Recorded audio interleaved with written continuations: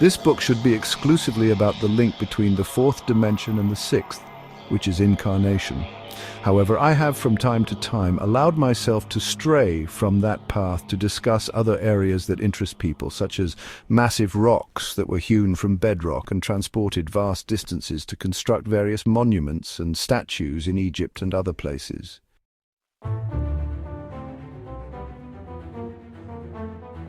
Related to this, I've been asked if I could mention how fantastic, long and complicated shafts were tunneled in mountains in Egypt to create burial chambers for various pharaohs, including the beautiful wall paintings that still grace these burial chambers. So I will once again stray from the true nature of this book, and I will describe how these burial chambers were constructed, as I know that many of our students are interested in the mysteries of Egyptology.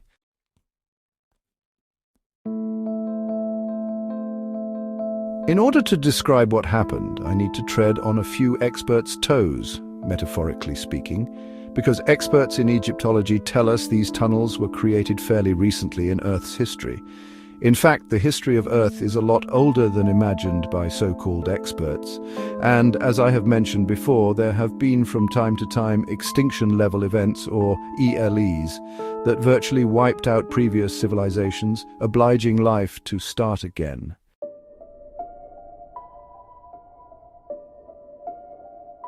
The latest one was about 13,000 years ago and is mentioned in the Bible and other historical and mythical stories as the Great Flood, Noah's Ark, and so on. At the risk of repeating myself, in chapter 37 it was mentioned that the previous civilization to ours began about 1 million years ago and was wiped out about 13,000 years ago.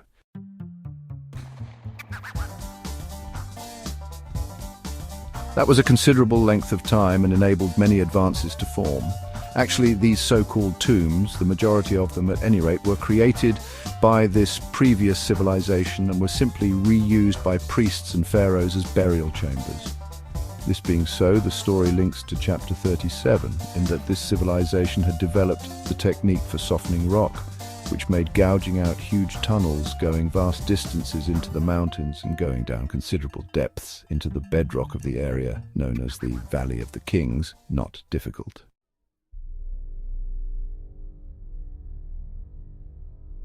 There are also areas such as Osirian where massive blocks of stone were cut in order to create extraordinary structures.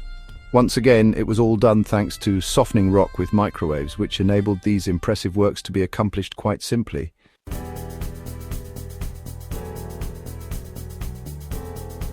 We should perhaps consider why these underground tunnels were made by this previous race. We have investigated this in the Akashic records and we think that we are sure of our facts.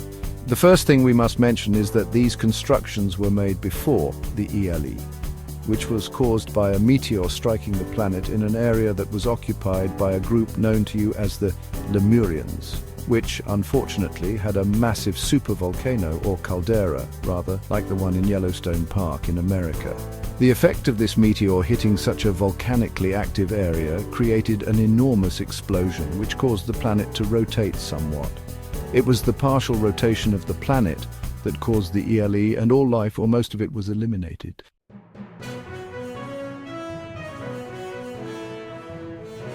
What was left is the evidence of stone constructions around the world that puzzles man today. But what interests us in this chapter are the tunnels dug by this previous race. As we said, the technique of softening rock with microwaves was well known, as was the technique for eliminating the weight of rocks, enabling them to be transported long distances and raised into the required position.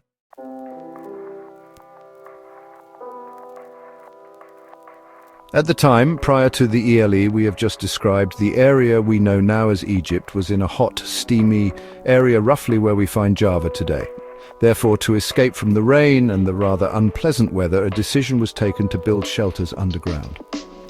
This race had a great respect for all living things and did not construct houses from wood, nor did they rob planet Earth of oils. So, plastics were not created.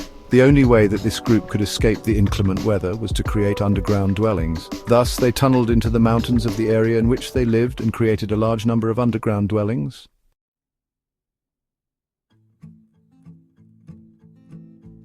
Once the ELE hit, There was a long period in which human life was devastated, and it took a long time to recover any semblance of civilization again. Eventually, the survivors of this previous civilization bred and created a society far in advance of most of the rest of the world.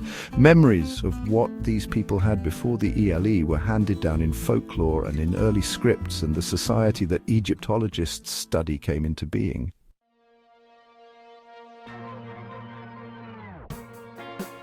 Most of the tunnels that were dug as housing by this previous civilization had their entrances concealed by falling rock, and, well, the people trapped inside obviously died from lack of food, water, or by being flung about as the earth rotated. Inevitably, though, many of these tunnels were discovered by the new civilization. The rubble was cleared out from the entrances and the skeletal remains removed. Eventually, of course, folklore gave a mystical reason for their creation, and it became the custom for pharaohs to be buried in them after their deaths, thinking that these almost magical underground constructions would create a link between the pharaohs and the afterlife. The pharaohs already considered themselves to be gods, and so it seems logical that they should be buried in magical, to them, underground places.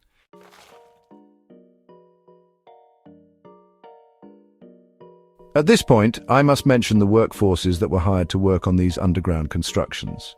Modern archaeologists have discovered the remains of buildings constructed to house workers, and it is considered that these workers, using copper chisels and stone balls, constructed the underground housing. This obviously is ridiculous.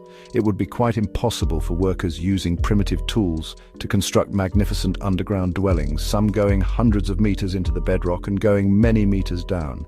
In fact, these workers were hired to clear the rubble from the entrances of these places, clear any fallen rock inside caused by the earth shifting, and clear any skeletons and other remains of the previous civilization.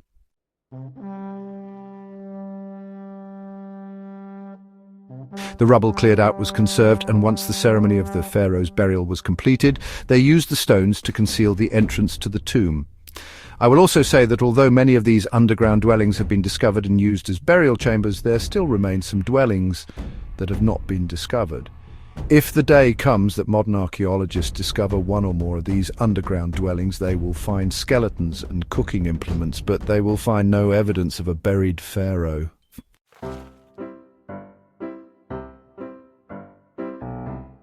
Let us look at the beautiful wall paintings. These are interesting because, well, they are in fact a mixture of Egyptian paintings and of those created by this previous civilization.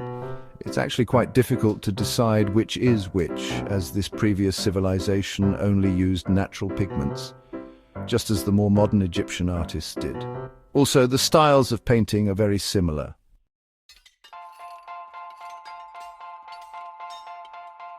Obviously, pictures containing the name of the pharaoh were created by Egyptian artists.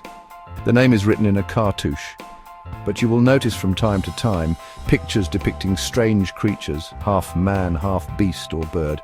Now, the paintings are a bit more complicated than just two different races painting on walls. We have the first race, the one that went extinct, painting specific types of people and half people, and we have the second race, the more modern one, that felt obliged to paint in a similar fashion as the already existing paintings on the walls.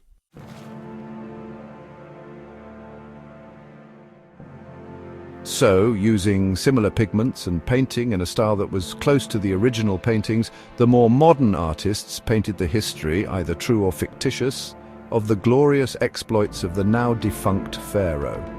Thus, we have a rather confusing blend of two different groups recording the exploits of their races, all painted on the walls of the now pharaonic tombs that were just homes of the previous race. So, it is difficult to tell one lot from the other.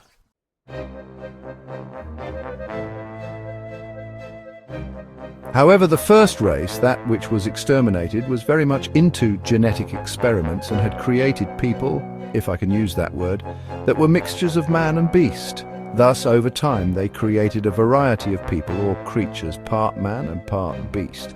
They created the creatures we know as minotaurs, sphinx, centaur, griffin, merpeople, and so on. These were real living creatures. They were not used much, as their intelligence did not lend them to blend in with this previous society.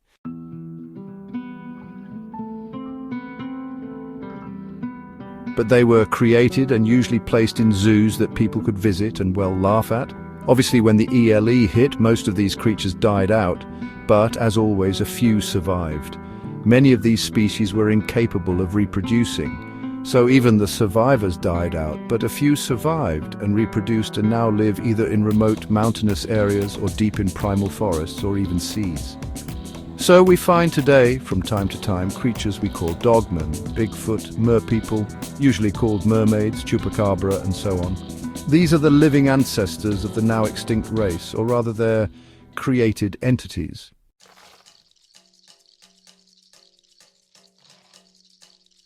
On the other hand, the artists of the later race that were called in to decorate the walls of these caves that were destined to become tombs for pharaohs used to take drugs like ayahuasca that caused them to have strange visions. The hallucinations enabled them to paint all manner of creatures they saw when under the influence of drugs. The creatures they drew and painted, taken from their drug-induced visions, were not quite the same as those painted by the previous race, but were close enough to cause confusion among experts today.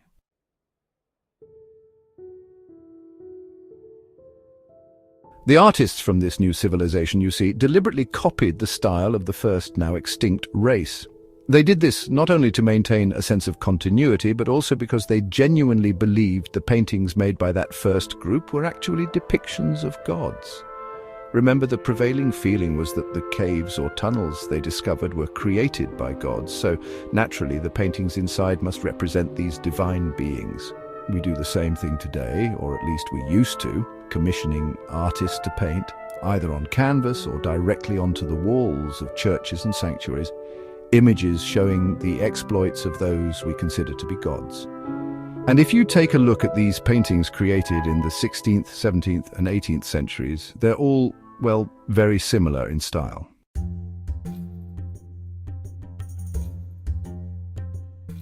So you can see the correlation between what early artists in Egypt created and those made by the first group before the ELE. They all look honestly rather similar. The difference, of course, is that the first group painted reality, while Egyptian artists painted the images they perceived whilst under the influence of drugs.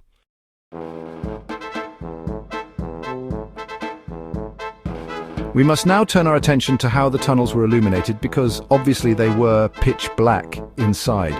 The now extinct race had actually invented a form of electricity that was used to light up these tunnels, in much the same way we illuminate our homes today. The electrical devices didn't really resemble the electricity we use now, but they did have electrical illumination. When the ELE struck, these electrical systems were left trapped inside the tunnels, along with the unfortunate people who were there at the time. Eventually, when the tunnels were discovered, and as people began to clear them out, they came across these devices. At first, the Egyptians had absolutely no idea what they had stumbled upon, and sadly, many of these electrical lighting systems were just discarded. However, a few were saved, and people began tinkering with them.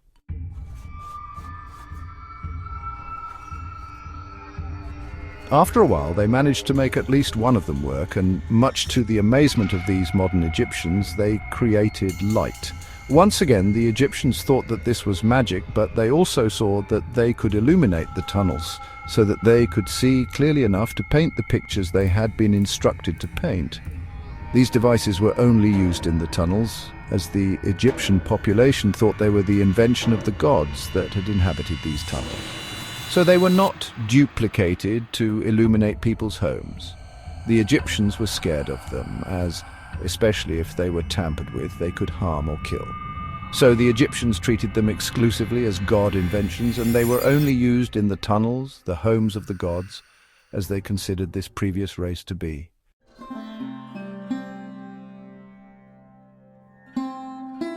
It was unfortunate that this ELE happened to this remarkable race.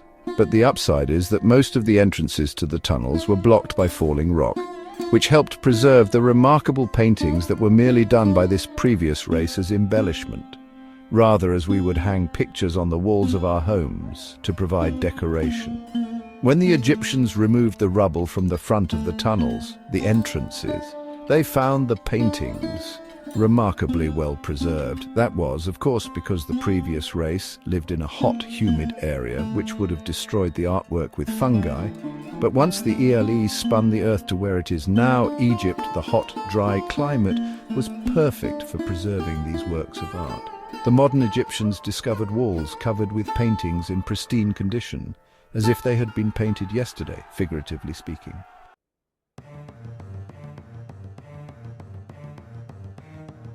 Of course, now that these tunnels have been exposed to the atmosphere, the breath and bodily perspiration of millions of visitors, the colours are beginning to fade, but they still remain as a tribute to the skill of the artists, spanning many thousands of years.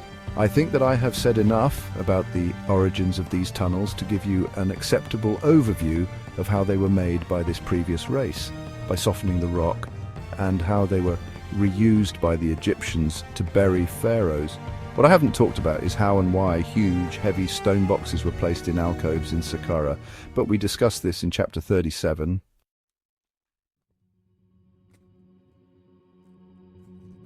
Therefore, in a way, chapter 37 and this one go together and could be considered to be one chapter. So I will stop here and move on to the next chapter.